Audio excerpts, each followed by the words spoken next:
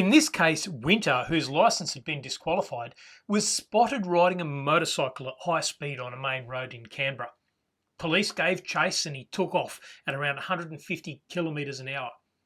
One of the police from the pursuit squad was some distance ahead of the motorcycle. He tried to turn his car into a roadblock so that the motorcycle must either stop or crash. The motorcycle approached still rocketing along, but the car was still moving into position.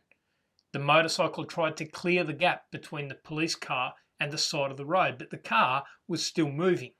As a result, the police car essentially rammed or bumped the motorcycle as it tried to get past. The rider and his passenger both came off and were injured. Now, it was clear that the police officer had not been trying to ram the motorcycle. That would probably have been attempted murder. The police officer was also fairly clearly negligent for not stopping his vehicle before it bumped the motorcycle. One question, though, was whether the defence of Volenti non-fit injuria should apply. In other words, had the motorcyclist voluntarily run this risk by doing something as stupid as leading police on a high-speed chase? The judge said, whilst the plaintiff accepted the risk of injury from loss of control, and would, had he been given time to choose to do otherwise, have accepted a risk of injury from colliding with a roadblock had he attempted to pass it, he did not accept the risk of a police vehicle turning across in front of him so as to bump his motorcycle off the roadway.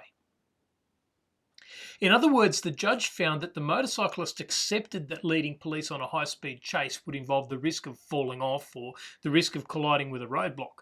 Those risks were accepted voluntarily.